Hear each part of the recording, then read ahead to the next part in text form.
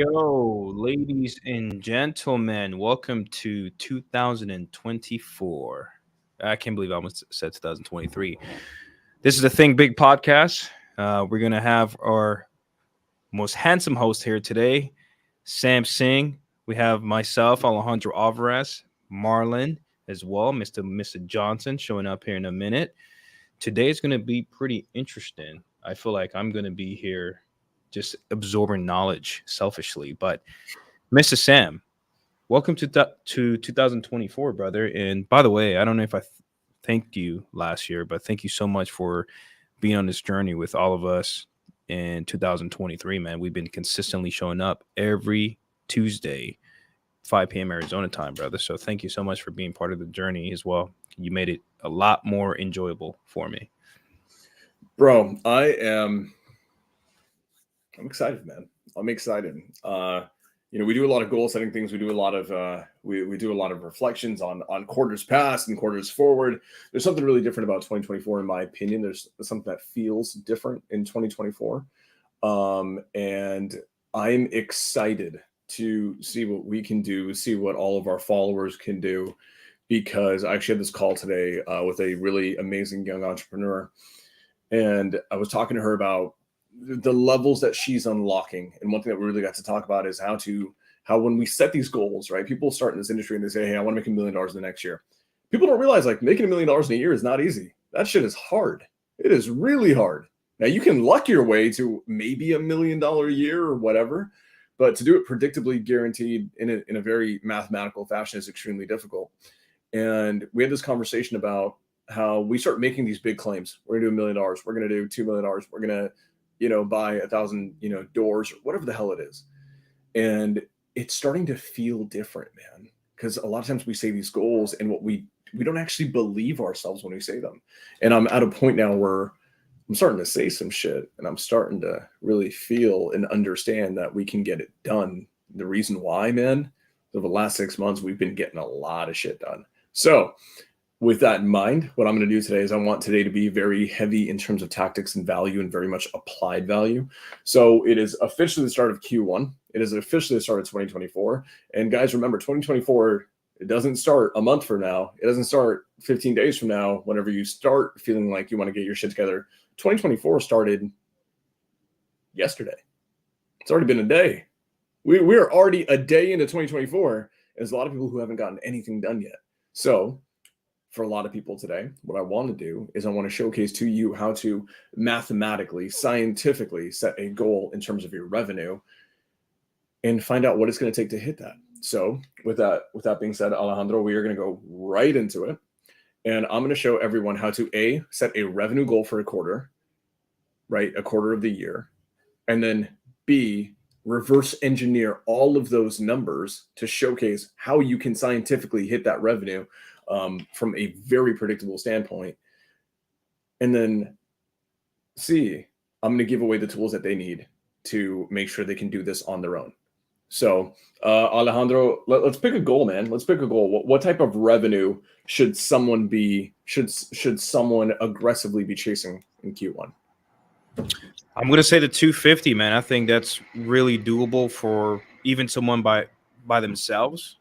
Because I myself, even when I first started doing wholesaling, that was very, very achievable to do it by yourself.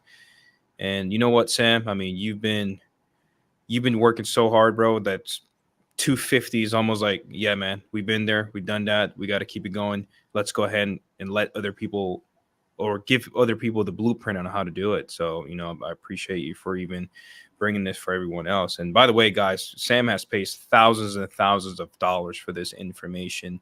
I understand that this YouTube is free, and as humans, we tend to not value things that are free, but you need to value this, take notes, because that's how actually I used to get better when I was broke. I would go listen to information and I would take action on it. Just because it was free doesn't mean I'm not valuing it. I'm valuing it a lot. So this is something you guys should take, especially even in a situation where you want to continue achieving your goals and changing your life financially, guys. I don't know if you've been seeing what's going on for the past year, but if you're not making money, dude, bananas prices has went up, milk prices has went up. Don't get left behind.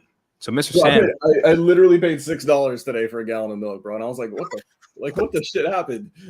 So absolutely. So anyone that knows, a lot of you guys have been coming to my master classes, guys. Like, what we do on YouTube is amazing. It's free, and everything I do is for free. I don't charge.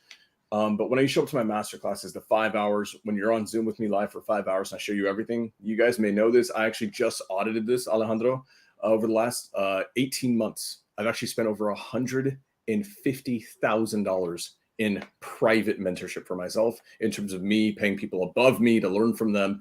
And what I've realized is they speak about revenue and money and profit differently than the rest of us do. We hope to do a 6-figure month, and they're like, no, this is what it's going to take. So what I did is I did this masterclass a couple of weeks ago called Killer KPIs. So if you guys read Killer KPIs, you guys know what this is all about. It's one of the best things I've ever done, because it's given predictability to so many people. And what we're going to do today is we're going to show you how to mathematically set a goal. In this case, $250,000 in a quarter, a 3-month cycle, Q1. We're going to call that quarter for the quarter. So let's do quarter for the quarter today in a very condensed format. I'm going to show you how to set the goal, how to mathematically reverse engineer all the numbers.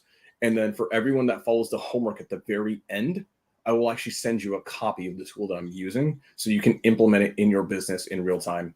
Ready to go. Alejandro, we good to go, man? Yes, sir. I am indeed. Let's do it. Okay, I'm going to go ahead and share screen so you guys can all see this. Let me know, because I can't see you guys right now while I'm screen sharing this. It goes full screen from me. So let me know if you guys see this. Yep, I can see it. Yeah, I see a fancy Excel sheet that has a lot of shit on it. Okay, sweet. I want you guys to pay attention to this, okay? You see on the bottom here, it's a start here. Part 1, revenue goals. Part 2, marketing. Part 3, team. Part 4, deals. And there's more that's hidden behind this. What's going to end up happening is this is actually, I didn't just make this right now for this YouTube live. Like, this is actually something that I've put together. It's taken me weeks to do it, to really showcase how people can set KPIs, track them, and meaningfully implement them in their business. Alejandro, you and I are both visionaries. I think you feel this as much as I do. As much as we understand KPIs are the most important thing, we typically hate KPIs, because as visionaries, we don't like thinking about the numbers. We don't like thinking about the little processes. And I am a firm believer that most visionaries in any industry fail because they can't comprehend or approach or implement KPIs meaningfully. And so what I've basically done is I have gone into every mastermind mentorship that I'm in, that I've paid over $150,000 for, all of them.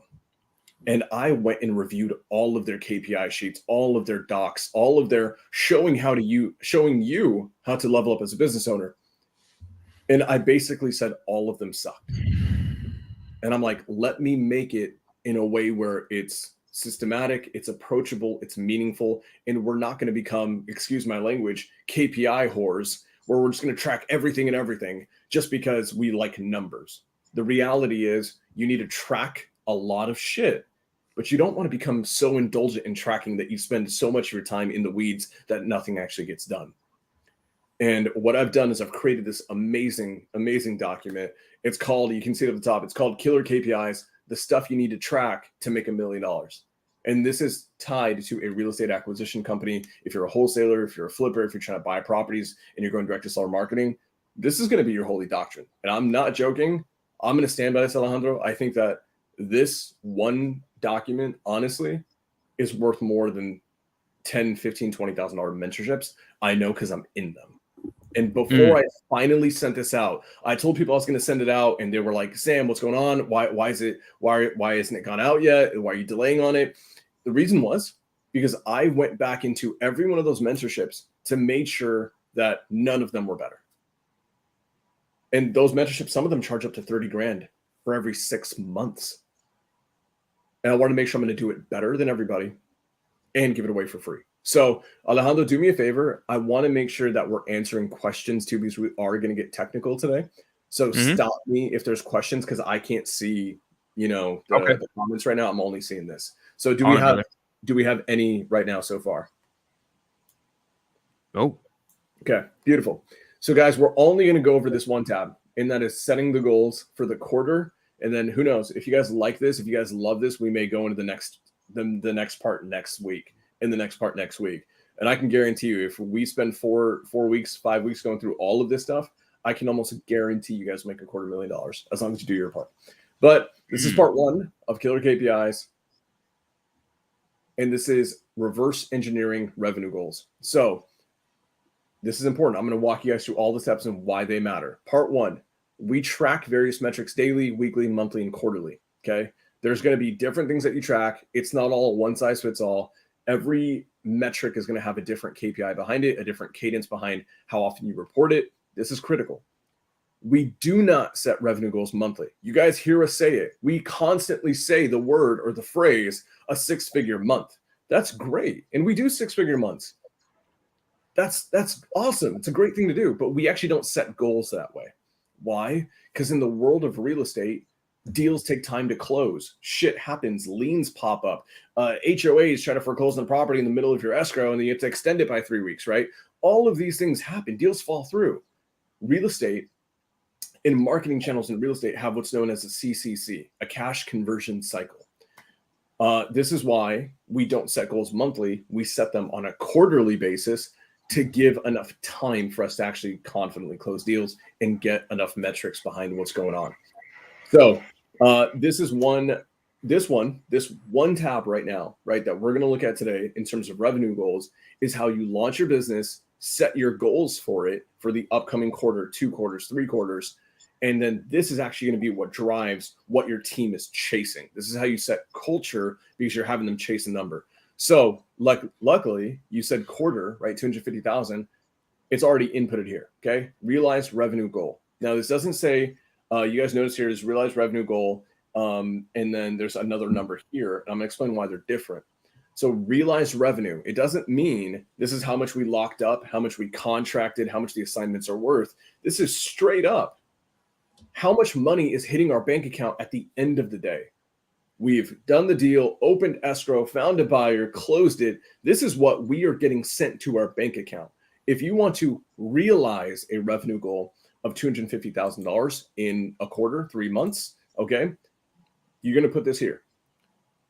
Now, successful close ratio. That sounds confusing. It's really simple. I'd want your successful close ratio to be between 70 to 80%. Alejandro, do you know why 70 to 80%? Why don't we want it to be 90 to 100%? Well, a lot of things can happen that's out of your control. You know, sometimes you will even have some sellers that lie that they are the owner of the property. Title companies will let you know once they do the title research. Then you have sellers that ghosted you. Someone died in the process of escrow. There's some liens on the property that doesn't even let you close on the property. It's so many different things. Well, let me ask you this. Okay. Mm-hmm. And it's all extremely true. It's all extremely true. Mm-hmm. What if someone comes to you and they verifiably have a 95% successful close rate? There is a problem with that. You know what that is? Ooh, I do not. Please enlighten me. So, write that down. If someone has, let's just say, a 15% successful close rate, what does that mean? That means they locked up 100 deals, locked up 100 contracts, only 15% closed, 15 of them closed. That means they're shotgunning offers, they're giving sellers whatever they want, and they're bad deals, right? Mm-hmm. And this is going to burn your personal credibility in your marketplace. Your buyers are going to hate you because you're setting out bad deals. Now, conversely, what if someone comes to you and they have this number right here, 90%, right? Don't worry about these numbers changing. That's just automatic. The reality is this. It means that, or let's just say, every deal, they lock up 100 deals in a quarter and all 100 close. What ends up happening is it means they're playing too safe. They're only locking up deals that they know are going to be slam dunks. And what ends up happening there, Alejandro, is they're leaving money on the table by not taking chances.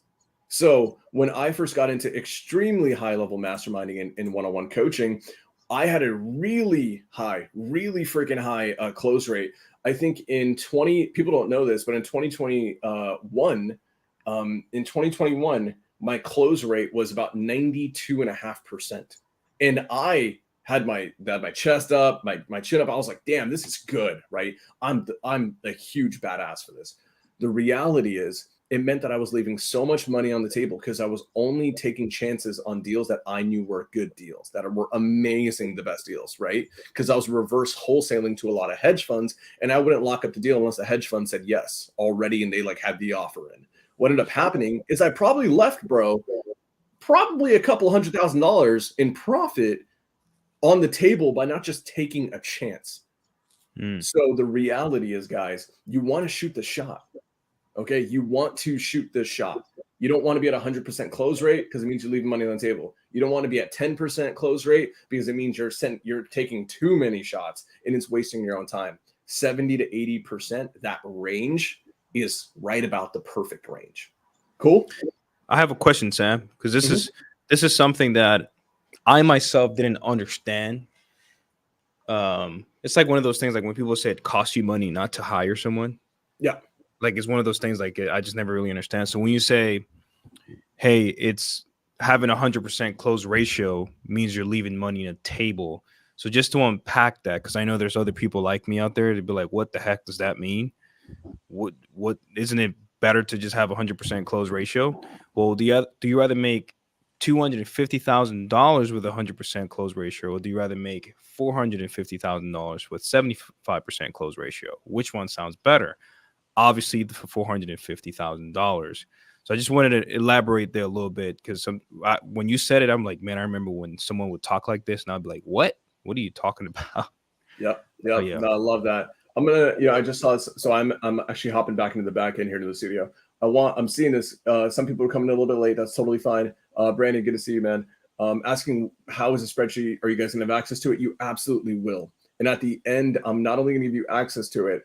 You guys are actually missing a very viable, important column here. There's actually a column here in this J that is missing that I've deleted for this specific live. And what that is it's going to be an entire column of nothing but amazing insight into the spreadsheet, into every metric, into what to expect, what's a good range, what's a bad range, problems that will be uncovered. These are called Sam's Insights. So right there under J, you're going to have a ton of insight. So you're actually going to get more than what I'm just showing here. You're going to get a lot more, but that's only if you stick to the end and you do the homework at the end. But first and foremost, guys, I think I'm getting a lot of amazing feedback in the comments. Guys, if you're appreciating this, and if you're finding value in this, one, blow up the comments. I want to see what questions you guys have. But two, do us a huge favor. Take a screenshot, put it on social media, get your friends in. Because there's people right now who are they want to do $100,000 a month right now. They have no freaking clue how to do it, and save them from paying someone 30 grand to learn how to do it. Because I'm going to show you how to do it for free. So let's get back to it, man. Oh, and also, I just want to add, Sam, if I may, Yes. I want to add for those who are waiting for the Excel sheet, I challenge you to try to recreate the whole sheet on a notepad. Write it down. Understand what Sam is doing, because I've been one of those guys where I just like, okay, keep talking, wait for the Excel sheet, and then when I get there, I forgot everything on how this thing works. So I would challenge you to make sure you're taking notes along the way. Try to recreate the whole Excel sheet to understand it, to force your brain. And it's not necessarily to go back in your notes. It's just to force your brain to fully understand the mechanics of it when you get that Excel sheet. Yep, that is so good, because a lot of times people will give you KPI metrics of like, oh, well, what's your connect rate? Oh, what's your dials made? And they're going to say these numbers and they're going to hold you to a bunch of numbers. But if you don't understand why those numbers matter, if you don't understand, guys, and I should have said this earlier, the whole point of a KPI, Alejandro, is not to just get insight into your business. It is not to just know what's going on in your business. I'm a firm believer that a KPI, you should not track it. Just so you guys know, when I made this sheet, all these sheets, what I did originally is I tracked every potential KPI, and then I asked myself this critical question. Does this KPI not only give me insight on my business, but can I make a tangible business decision based on this number alone? People will track all the shit in the world, but if it doesn't point to a problem specifically in the business that you can then implement or take action on, it's useless. Excuse my language, but this is like KPI mental masturbation, honestly. This is one of those things where you start tracking shit that doesn't matter. So all of these things actually point to an element of your business that can be optimized or made better. But let's get back to it. So We don't want a 100% close rate. We want it at a 70 to an 80%. Let's meet it in the middle, 75%. If you come to me and I audit your business and you're at a 75% close ratio, I will be pretty happy with that number. Okay. Now, if I want to realize a goal of $250,000 in profit in revenue, and 75% of the deals that I lock up do end up closing, I actually don't need to lock up 250K in assignment fees or profit or revenue. What I need to do is actually need to lock up more. I need to lock up 333,333, right? Why?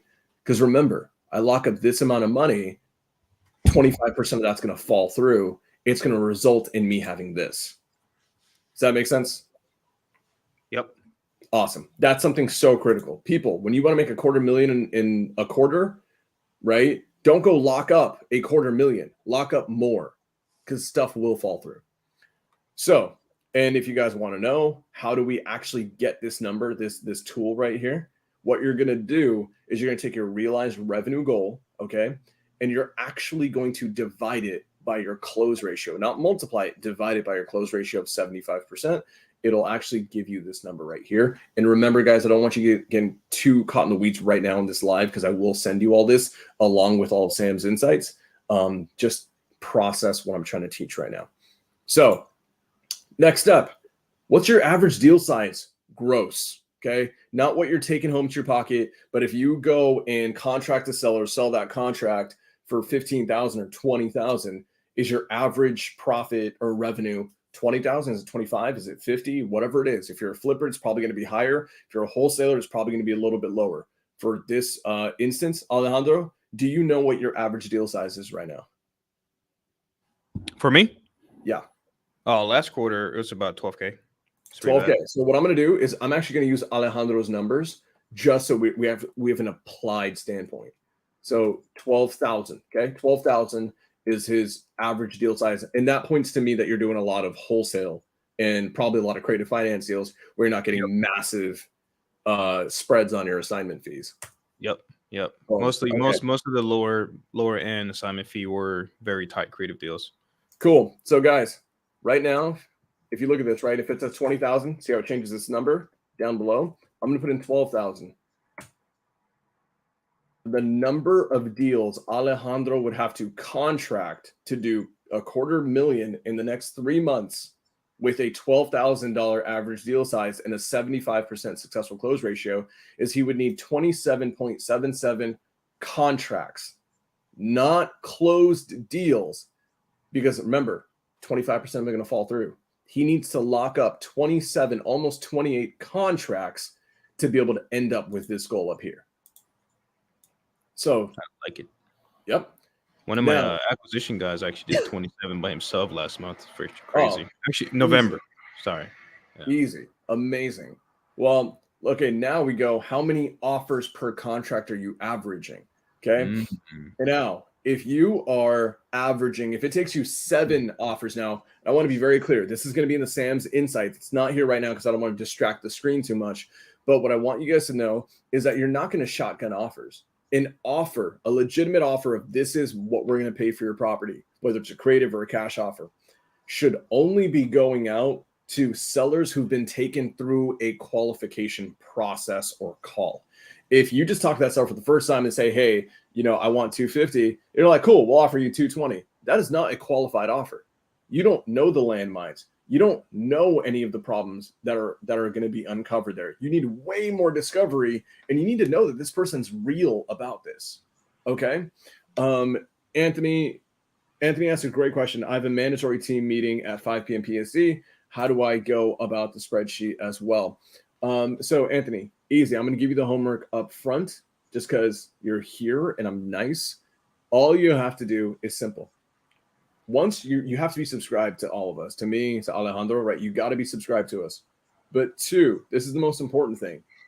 Take a screenshot and then share this on social media and tag us. Tag Alejandro and me.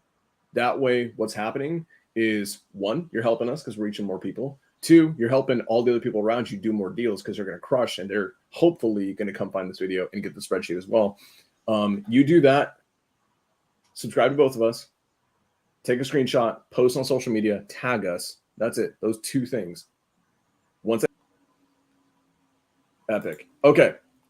Moving on. So, offers. How many offers to contract? Guys, you should not be shotgunning offers. You should only be sending out qualified offers to people who've been taken through a really proper discovery process. If you are averaging 10 offers per contract, that means you've taken 10 sellers through a qualification process. And then out of all those 10 offers, only one of them lands in the contract. That's a horrible number. Horrible number. The reality is this number should be between about 2 and 4. Okay. And what that specifically means, and like Sam, why not 1? Wouldn't it be amazing if for every offer I got a contract? It's the same problem as the success ratio. That means that you're leaving money on the table, right? That means you're leaving money on the table by not shooting a shot here and there. If it's too low, right? 6, 7, 8 offers per contract, what ends up happening is you are actually shotgunning too much and you're not refining. So you don't want to be perfect, but you don't want to be horrible the opposite way. 2 to 4 is a right healthy amount. And then the reality is if it's too low, I can almost guarantee the problem is in your sales process. It's not in the lead quality. It's not in the marketing. It's in your sales process. Alejandro, what's up? Can you give us a top 3 most indicator of a qualified seller that's ready for a qualified offer?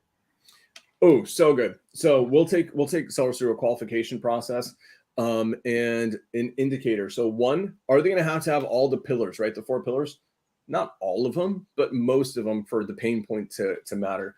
For us, very specifically, our problem, our solution has to solve their problem. Big time. It has to solve their problem. Also, we need to know that this is the right time for them to make the decision. If we sense that they're not hurting enough to make the decision tomorrow or today, and they can wait 6 months, we are not sending out an offer. We're going to put them in a follow-up sequence and keep following up until they're ready. So 1, there has to be compatibility with our offer being a solution to their problem. 2, they have to be willing and present in making a decision. And 3, we have to know that if we shoot out this offer, right, that they're not going to shop our offer. Those are 3 really big ones for me. Because if they can shop it, it means that they've got time and freedom to do other things. It means that we're wasting our time. Alejandro, do you have 3 others that are important for you? Honestly, bro, I think those are the best ones. I mean, there's always going to be more, but just so we don't confuse the guys, I think this would be the best ones. I love it, bro. Okay. Solutions that solve their problems. 4 pillars is 1. I know you didn't really count it as 1, but it's up there. Need to make sure they are ready to make a decision and not going to shop or offer around. And that's great because we get like quadruple commitment before we send an offer. Like, okay, great. So if this makes sense, we're ready to sign an agreement literally right after that. Oh, like, so good. I'm going to add just a 4th one here. That's so important. He just mentioned it, and this is so important. We do get a verbal commitment, okay? A verbal commitment that if I put my offer in front of you, are you ready to make a yes or no decision on our offer today? Yep. So they have to be in a position where they are agreeing to us. They will make a yes or no. No maybes, no ghosting, no let me think about it. If you're not ready to hear the offer and to make a decision on it right now, we're not gonna put it out. So okay, amazing. So 2 to 4 offers per contract. We're gonna cut that in the middle. We're gonna go 3. Okay. So once you do that, oh, and I didn't say this before, but this is kind of self-explanatory. How do we get the number of deals you need to contract? Simple. You're going to take the how much you need to lock up number, right? This total number of how much revenue you need to lock up, and you're going to divide it by your average deal size. You're going to take this, divide it by this, and that's going to give you this number right here. So I'm so sorry. I should have said that earlier. Okay. Now, this is where we get a little bit more granular with your marketing channel. Okay. We know all these numbers now, but how many leads do you need to generate a contract? For a lot of people in cold calling, if you're newbies, it's going to be 50, 55, 60. If you're doing cold call, but you're optimized and you have really phenomenal data, you're going to be doing way better, maybe like 40 to 45, the best teams in the country. So like with us on our cold call stuff, we're doing 35 leads per contract. which is obscene. But the reason why is because our cold calling, that's our cold calling bird, our data and our lists are so hyper dialed in. We basically have the best lists. So you can optimize this. So even though cold calling, the standard is 50, guys, make no bones about it. If you have cash, creative, novations, XYZ, all Morby method, all these strategies up your sleeve, you can decrease that number from 55 leads to a contract to 40. Now, if you stack that with the best niche data, you can get that to 35, even potentially lower. Same thing goes with texting. Same thing goes with PPC. Same thing goes with PPL. All these things. Your goal is to take the industry standard and get it better and better and better so you can get a higher ROI. So for us right now, it's a 35. I'm just going to put that there. All right, let's keep going. Oh, by the way, guys, I'm not going to go heavy into marketing. I even have a little tab right here that says marketing for KPIs. What I want you guys to know is I actually have a signature masterclass called Marketing Secrets. It's my favorite one. It's the one that I crush more than anything. We're going to do it later in this year. It's actually going to be very soon. If you want to see me show you how to do every marketing channel there is and how to do minimum $100,000 per month guaranteed in all of them, I'll actually show you how to do all of them, how to optimize them, how to set them up, how to crush them at the highest level, and how to automate them. So that's a different masterclass for another day. But if you have those questions, hit me up on social media, and then we'll get you in the mix of those later. Okay. Do we get a little teaser? Little sneak. I'm sorry, guys. I tried. No. Because, and here's why. Last time I did it, I had 550 people for 5.5 hours. I think this one's going to be even bigger. And I'm actually contemplating right now, man, I'm playing the hard decision because I'm going to make it better than I've ever done it. And I'm thinking about not increasing it because I was thinking, do I go big and have 1,000 people on the call and open it up to that many? Or do I actually limit it to Zoom's default, which is 100 people? So bro, your master classes are so good. Yeah. Thank you. Yeah, we'll see, man. We'll see. Okay. But moving on, guys, we know here's our revenue goals. So if I want to make $250,000 in a quarter and I'm closing 75% of the deals that I lock up, I actually need to lock up $333,000. Okay. If my average deal size is 12,000, okay, I know simply, definitively, I need to lock up this amount of deals, 27.7 deals in a quarter in that 3-month time frame. If I'm averaging 3 offers per contract and it's taking me 35 leads to get a contract, we can move into the next phase. Okay. And this is part 1.1, which is offers needed to hit goals. So you guys thought we were done. We're not done yet. So team members need your acquisition reps. And some of you guys, you are your own acquisition rep, and that's okay. Eventually you'll have people who work underneath you. When you do have them, just know this, your team members need to be held to making qualified offers after sellers have gone through qualification calls. So I just did the same thing while reading it, but whatever. That's what they're held to. You're not going to hold them to locking up a certain amount of money. You're not going to hold them to closing a bunch of deals, like in having the revenue hit the bank account. You have to hold them to one critical standpoint, and it's how many qualified offers are you able to make? That's what we hold them to. Number 2, you do not immediately, so I said this, hold your acquisition reps to closing deals. You hold them to the process of making qualified offers. Closing deals is not a process. That's a result. And there's so much shit that can happen, right? You may have missed a co-signer, right? It's a divorce, a lien killed the deal, whatever it is. A lot of shit can come up. You do not hold them to the result. You hold them to the process. Why? Because the process is something they can actually control. Does that make sense? A lot of times people hold their acquisition reps to the result. I need you to make me $100,000 per month or you're fired. No, they can't control that. They cannot control that. The economy's dynamic, markets shift, stuff happens. Title companies can screw up a deal. Are you going to fire them because of that? You only hold them to the variable they control, and that's making the dials and making a qualified offer on a seller who's ready to hear it. You hold them to that, and you do your part in giving them the leads. Easy. Okay.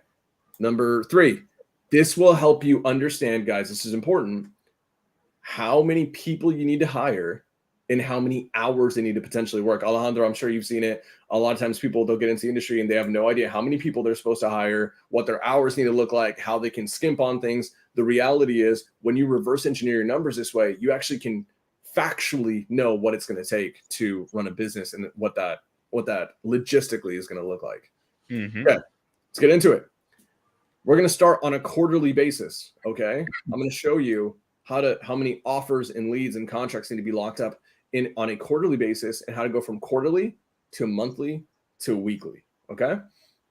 So a lot of these numbers are actually the same as before. So quarterly, if we want to realize revenue 250K, like we know that's our goal to take home that money, or our business takes that money.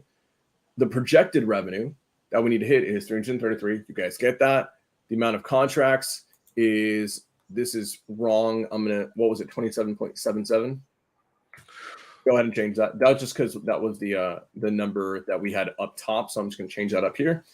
The number of offers. Remember, if it's taking me 3 offers, okay, 3 offers to get a contract, and I want to lock up 27 contracts, my team over that quarter, those 3 months, has to send out 83 qualified offers.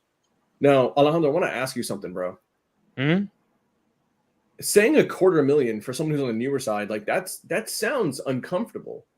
But if I just tell you, hey man, I actually don't even focus on the number of $250,000, don't even focus on the number of 333,000, don't even focus on the number of 27, 28 contracts. I want you to think about one thing alone, and that is making 83 qualified offers over the next 3 months. Mm-hmm. That sounds a lot more doable, doesn't it? It does. A lot more doable. And when I found also too is to like break it down into monthly, weekly. That way it sounds less daunting, or to take the information, quote unquote, less daunting. Yep. It depends on the person. Depends on the person. Easy. And you're right. And that's why on the next couple of segments, I actually broke it down that way, and you're going to see it. And it's going to become stupidly easy. Now, if we know we're averaging, 35 leads per contract, doing cold calling, guys, and I have a tab for marketing here where I break down cold call, texting, direct mail, PPC, PPL, all of them. Okay. But we're going to use cold call specifically. If I know if I'm generating, 35 leads per contract, and to hit this number, I know I need 972.2 leads.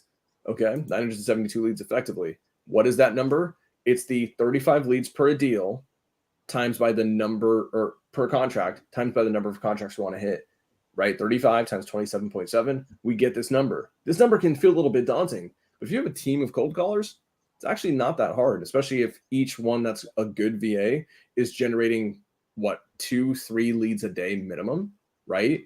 You can actually get this number in 3 months pretty effectively. It's actually a lot easier than people think it is. But because I want to make things more bite size, I want to make things more attainable and approachable, what we're going to do is we're going to take it one step further, and we're going to go into monthly.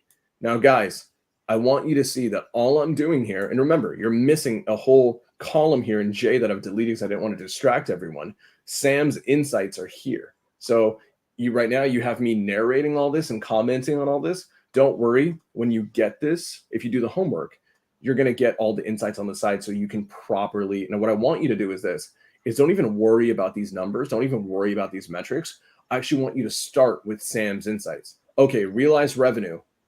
Read Sam's insight in column J first, because I'll give you context and how to approach it, and then start thinking about the numbers. It'll help you internalize it more. So on a monthly basis, if I want to realize $250,000 a month, what I'm really realizing is 83.3. Guys, if you guys didn't know this, by the way, these metrics, $250,000 here, 83.3 here, you times this by 12. This is a monthly, right? Times this by 12. What does that equal, Alejandro? $1 million, a milli. It's a milli. If you guys actually do this and you can sustain this, you will actually make $1 million a year.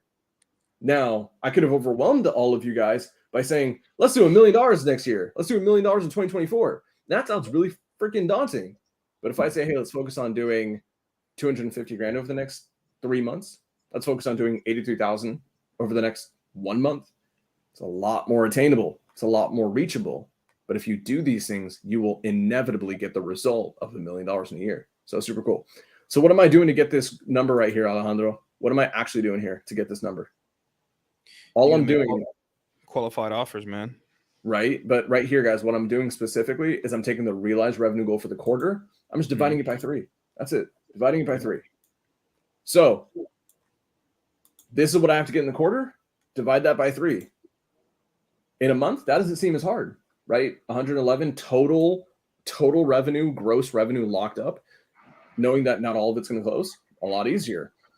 Now, instead of thinking about 27 contracts in the quarter, which can sound a little bit daunting for some folks, now we have to do 9 contracts in this month. We're chunking it down. We're making it a lot more approachable and a lot more, you'll have a higher ability to process things the right way. Now, number of offers. Remember, 3 offers per contract.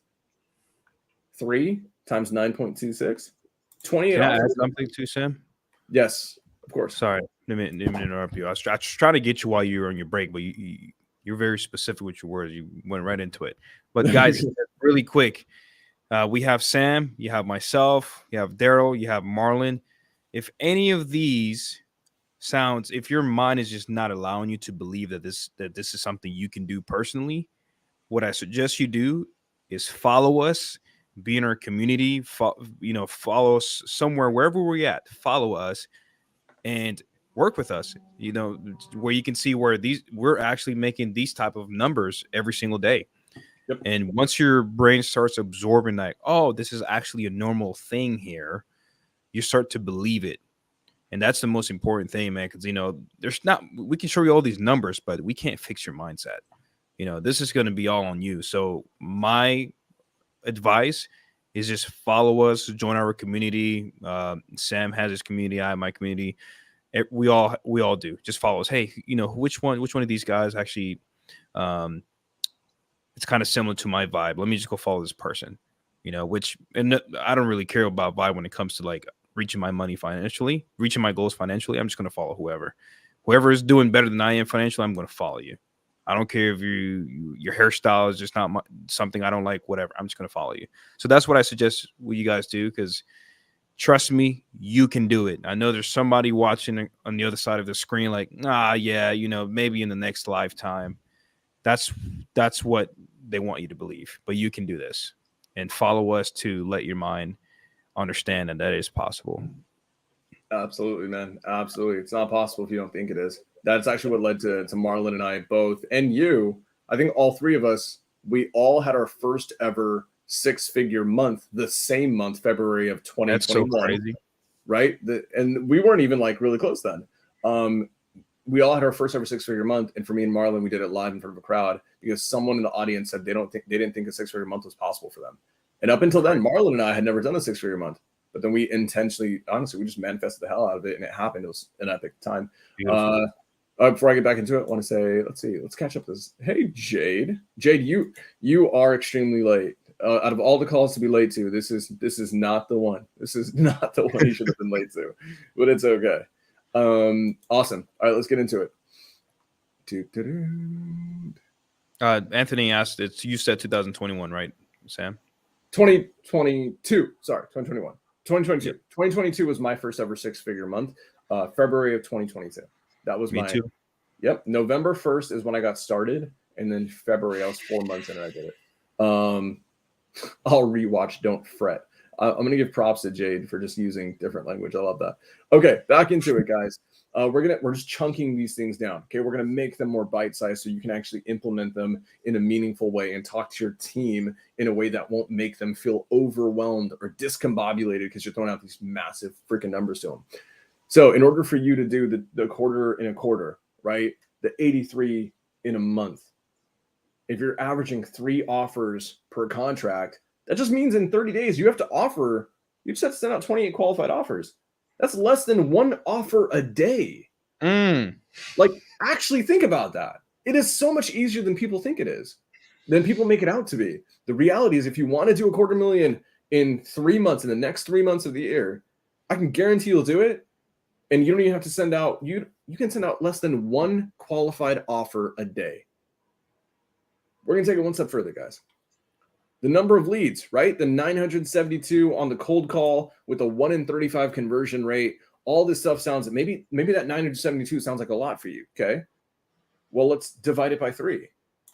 Now it's not 972, it's 324. And then if you've got, let's just say, I'm gonna take out my calculator here and I'm gonna see. And this is, again, just while you do that, Sam, again, this is for cold calling leads as marketing. Yep. This is for cold call specifically. And guys, I can only go over so much in the less than 12 minutes that we've got left. So I have to stick with one. I wish I could do all of this with you. I'll do that on marketing secrets. And that's why we need 5 hours for that one. 324, right? If you have, let's just say you have a cold caller, a good one's going to average 3 qualified, decent enough leads a day. And let's just say you have 3 cold callers, okay? Times 3, that's 9 a day. Okay, let me see. Yeah, if you even have 3 full-time cold callers and they're all crushing it, they should be generating 3 times. They're all doing 3. They're full-time. That's 9 a day times, let's just say 30 days in a month, 270. So yeah, you would need effectively on cold callers alone, potentially 4. You had 4 full-time cold callers. And then there's so many other ways to augment that. Now there's voice AI that's actually cold calling. So you don't even need the cold callers anymore. It's actually, I'm sorry, but it's true. And that can run theoretically into infinity. So you don't even need that many. It's actually freaking awesome. All right, let's get to the next part. And let's keep making it more bite-sized, guys. This is where things become really easy. If you want to make $250,000 or realize that revenue, you're not really making $250,000 in 3 months. All you're doing is you're making 20 grand in a week, which for a lot of people, that may seem like a ton. That may seem unfathomable. But trust me, when you get really good at this business, that's like, oh, okay. That's 1 to 2 deals a week. Okay. Projected revenue. I just need to lock up 27. My acquisition reps need to lock up at least 27K. That's 1 to 2 deals a week. Number of contracts. Think about this. It's no longer the 27 contracts, Alejandro. In a week, just lock up 2.3. Yep. If it's you and maybe you have a closer, even a solo person can do this. Alejandro, you said your acquisition manager did how many in a month? 27 contracts. 27 contracts, 1 person. Imagine if you have 2. Imagine if you have 3, right? And if you have 3 people, guess what? You can divide this by 3. Then it's less than a contract a week. That's obviously an arbitrary number, but you guys get it. Number of offers. They're averaging 3 offers per contract.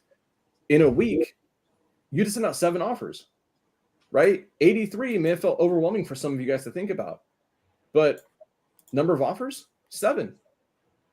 That's it. Basically, like we said, an offer a day. And if you have 30, 31 days in a month, depending on the month, about leap year or whatever. Hey, look who's here. Who is it? I can't see. Mr. Johnson's here. Sam's in absolute like savage mode right now, breaking down killer KPIs. Like this is insane. Absolutely. He's doing the thing, bro. He's he's the one. He's from the Matrix. He's the one. Neo. He's the That's one. Timmy Neutron right there. Love that, dude. Good to see you, man. Hey, I need to say this, guys, publicly. If you guys didn't know, Marlon ran 100 freaking miles this past week. Same, dude. This guy's like, wild. I hope you guys realize that. Like, if anyone thinks like this is hard, like making $250,000 in the next quarter, you guys think that's hard? Imagine running 100 freaking miles. This is gonna be your new. This is gonna be your new hashtag, bro. 100-mile Marlon. Oh, dude, I wish, but like I definitely think you killing it in business is way more difficult than me running 100 miles. Like this is fun. Although by the way, this year I'm super hyped and like super excited about like what we got planned to do in business this year. So like, is everyone watching right now? Like is everyone committed to going out and making $250,000 in the first quarter of 2024? Heck yeah, we actually got a few questions. Actually, not a question, but a statement here. Which is this one, Marlon. Maybe this is a good little warm up for you to come in right here. What would you say to? By the way, am I totally like just like hijacking what was happening here? I don't want to be hijacking anything. Like I got home in time. I was like, I want to jump on and I want to learn from Sam. Like, no, you're good, bro. You're good. No, we're glad to have you, man. I felt like something was missing today, and now I feel whole again because you're back. But yeah, this is actually a great question. Oh yeah, Anthony Johnston says my problem holding me back is submitting the contracts and being confident while doing so. So actually having the confidence when submitting in offers and submitting contracts to get signed by homeowners and realtors, it sounds like. Yeah, that's pretty much what we're talking about. Yeah. Yo, I know Sam's got some sauce for this, but is it cool if I share on this one real quick? Because this was a game changer. Because Anthony, when you're submitting contracts and you're putting in those offers, the fact that you're saying like you're afraid, you're like not having the confidence while doing so, it's good that you're aware of that because that can be felt. Absolutely can be felt. And your energy, my buddy Zach would say to me that your energy enters a room and enters a conversation far before you ever do, far before your offer makes it into the room, far before your words make it into the room, far before you make it into the room. And the room is metaphorical here, right? It's figurative. The idea, though, is the energy you carry about you is going to lead the way. So when we're looking at the fact that there's a confidence missing, what you're telling me is there's a lack of understanding of what you do and what you offer. And the fact is you are the buyer, my friend. When you go into the marketplace, you are the buyer, and the buyer is buying as an option. See, when you go and you submit that offer, you don't actually have to buy the property, but they have to sell. Remember that positioning, because when you're worried about, but I'm not confident, remember, you're the one, you're doing this optionally. You're looking for a good deal. And if it's a good deal for you, great. You're happy if you buy. You're also happy if you don't buy. But when you start saying that you're not happy if you don't buy, when you start worrying that them saying no to the offer is somehow a negative reflection upon you, you're misconstruing where you stand in this power dynamic. You're here to solve a problem if it works in the way that you solve problems. And if they don't like your offer, they don't like your option, it's their prerogative. They'll let you know. They'll say no, and that does not reflect poorly on you, right? They're saying no to your offer. They're not saying no to you. And so what's going to help you with that, Anthony, is submit more offers, be told no, and still be alive tomorrow to realize it doesn't kill you. That's going to help you big time. Sam, what do you think, bro? Also, I want to say this. I want to say this. Marlon did a phenomenal job at the power dynamic and a difference in being an authority, right? And a difference in being an absolute authority in the type of conversation, the culture of the conversation. What I want to do is I want to become a little bit more tactical with it and provide a more tactical kind of opinion on confidence in your offer, confidence in your contract. Naturally, what's going to happen is this. You're going to make an offer. You're going to have a certain confidence level, and then you're going to send out a contract. There will naturally be a little bit of a drop-off about whether or not, a natural drop-off in your confidence because that contract hasn't been signed yet. Okay, in that lag time, you will, because they could walk away, they could ghost, right? You're naturally going to have a drop-off in confidence. That's normal. What I want you to focus on is what we talked about before. Is this person in a position, have they affirmed that they are ready to make a decision, yes or no, today? If they say yes, if you give me a qualified offer and you've taken through an entire qualification process, you know that the pain is real, you know that they're hurting, you know that they're in a position where they have told you over the phone that they are ready to make a yes or no decision, shouldn't you will naturally feel more confident in your offer and your contract. And take it one step further. If you know their pain, you've done all your discovery right, okay? You've uncovered the landmines. You know about the spouse. You know about the heir. You got all of it accounted for. And you know, most importantly, that your offer is a solution to their problem that they've already told you they'll make a yes or no decision on. The confidence is guaranteed because you've done your part. You've controlled the controllables. Confidence, truly, in my opinion, comes from how many variables do you control. That's why when people are shotgunning, they don't have confidence because they control nothing. They're just shotgunning, hoping for something to stick. But if you've done your part and you've applied a lot of Alejandro's sales processes in how he's a killer closer, right? You're you've gone through Marlon's expertise and his training on getting more confidence in yourself as a person, and you know your numbers as well as I do. The confidence is guaranteed. It's guaranteed. Absolutely.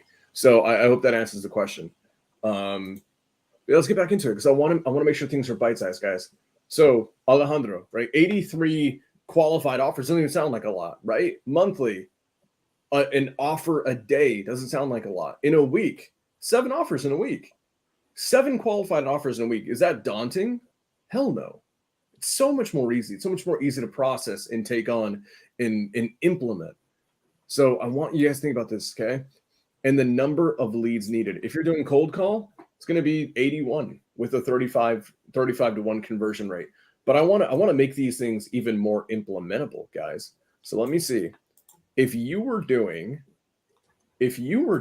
not 35 leads, let's just say you were doing PPC, okay, Google Ads, and you were averaging 1 in 10 on the conversion rate. You don't need 35 leads, you need 10. Okay, it's going to cost a lot more money. I recommend sticking with cold call and getting optimized data to do the 35 instead of going on PPC. But if you're doing 10, okay, what's going to end up happening is how many leads per contract? You're going to need, I think this is a lot more. Yeah, number of contract 27 times that by 10 is 277. I'm going to go ahead and bring that down to a weekly basis. 23 leads in a week. It's not hundreds. It's not thousands. In order for you to make $250,000 to your bank account, not in profit, not in gross revenue, and deals are going to fall apart. No. $250,000 to be wired to your bank account over the next 3 months, and you're using PPC as your marketing channel. You're going to need 23 leads a week. Alejandro, does that sound a lot safer? Does that sound a lot easier? A lot less daunting? Yes, absolutely, 1000%, brother. Awesome. Now, what I want to do is, because we are absolutely running up on time here, I want to show you guys what you're actually going to get as long as you do your part. So we've said it before, and I'm going to say it again. If you guys want this sheet, I'm going to show you what this sheet is. It's actually sick for all you knuckleheads that missed killer KPIs. I'm going to stop sharing this one, and then I'm going to go ahead and close this. And so, as I mentioned, Marlon doesn't know this because he wasn't here. I actually took a giant column out of the entire thing, and it was the most important column on that entire presentation. I'm going to show you guys what that looks like right now. We go here, boom. So killer KPIs, the stuff you need to track to make $1 million in 2024. You guys see this, right? Yep. See all this? Here's the most important part. A lot of people are going to charge you stupid amounts of money for them to tell you to go track this, that, and the other. And if you have zero context about why it's important, what it means, how to make pivots in your business based on it, none of it matters. It is not implementable. As human beings, we have to learn with context. You can't just give a human being a data point and say, here's a data point, go make $1 million business. Without context, people cannot implement. So I spent an obscene amount of time going through every metric, right? Explaining each of them, explaining how to get them, what they mean, what an industry standard is, what you should expect, what's healthy, what's not. And even on the more mathematical ones, I even explicitly tell you how to calculate this in your business. Now, I'm going to bribe you guys here. I want to be open and honest with that. I'm absolutely going to bribe you here. This is part 1, revenue goals, right? I'm going to show you how to do all the KPIs to make $1 million in 2024 with it. What does that look like in your marketing? How do you track your marketing spend? The P&Ls of it, the ROI, the tangibility of it all. How do you do that? How do you compare cold call versus, PPC versus PPL? What do those channels need to look like? And I've done all of it. Here's cold call. Here's SMS. Here's Google PPC. Here's direct mail. And there's more. At the end of the quarter, how do you make pivots based on it? All of this data, and the cool thing, guys, is this is all data from stuff I've actually done in my business. This is stuff that I've paid over 150 grand over the last 18 months learning. On a lot of this stuff, I've had to spend and lose a shit ton of money to learn all this. If you're hiring, this is going to be really important. I'm going to do a masterclass this year about how to build a spec ops team, how to build a goddamn SEAL Team 6 of real estate acquisitions. That's going to be a separate masterclass for a separate day. But how do you hold them accountable to things? It's all right here, guys. Deals, deal tracking. How do you make pivots? How do you actually know when to pivot in a business? All of it's here. And then I'm not going to show this because this is the most important tab right here that says bonus. That's an epic one. I'm going to give that to you guys later when you get the sheet. But here's, if you guys want this, it's simple. 2 things. You have to be subscribed to each of us. It's that simple. Alejandro's got it. I've got it. Marlon's got it. We have our Instagram @ on our tags. This is all you have to do. Take a screenshot, right? From later say, we're probably all going to smile at some point. Take a screenshot of it and then share it on social media and tag us. You do that, and I will send you the Killer KPIs document. Guys, that shit costs probably, if it was in any other mentorship, they'd probably charge you 20 grand for it. I'm giving away for free. That's the homework if you want it. That's it. Alejandro, do you have anything you want to wrap up with, man? Yes, I would love to. Absolutely. I don't think Anthony Johnson is here, but for anyone who's needing the accountability or need help sending offers, need help underwriting deals, or you're not too confident about the deal you want to send an offer to, I have a free Discord channel that you guys can join. And there you have full access to my team, and we show you how to submit leads to us. And any lead that you guys submit to us, we always record a Loom on step-by-step on how we got that done. So if you're needing some help, feel free to join the Discord. And yeah, that's about it. That's all I want to wrap it up with. And thank you guys for this year. It's going to be amazing. Dude, I love it. I actually want to highlight something real quick. I just saw it and I just lost it. This is for me. I'm going to just take a minute to talk about this. I'm looking forward to connecting with you all in San Francisco. So it's just going to be me. So for anyone who's watching who didn't know, I am going on a massive tour. I am speaking on so many more stages than ever before. I actually have 6 speaking events over the next 6 weeks. So in California, if you're in California over the next week, I have 3 events I'm going to speak at: San Francisco, San Diego, and LA in West Hollywood. So if you are interested in any of those events, they're free events. Come meet me, come meet my friends. I'm going to show you guys how to make a ton of money in real estate and how I'm personally going to crush it. Show up, meet me in person. This is amazing. I love being here with you guys and interacting with you guys, but getting to meet you in person is the best thing ever. So if you're in Cali, come meet me on the Cali tour. Shoot me a DM on Instagram. That's going to be, I think San Francisco is January 6th. So in 4 days, I'll be up there. Marlon, I'm just glad to be with you, man. I'm just so sick. It's just so cool to start off 2024 with Marlon freaking Johnson. It's the right way to do it. Bro, Sam, like, how can I, like, do I need to buy tickets to come see you? Like, can I fly out to California and come hang out? As long as you, I was about to say something stupid and inappropriate. No, dude. Bro. And it's cool. You and I are gonna do some epic stuff this month. I think you and I again are jumping out of a plane. Dude, we're jumping out of planes in January. That's sick, man. We're jumping out of planes in I'm pretty freaking excited about that. Love it, guys. You guys crush 2024. And remember this, guys. I said it before. I'm gonna say it again. 2024 doesn't start next month. It doesn't start next week. It doesn't start tomorrow. It started yesterday. Clock's ticking. Mm-hmm. Be aware of it. Hold yourself accountable. Get shit done. And if you're new, go make $250,000 in the next quarter. All right. Love y'all. Peace.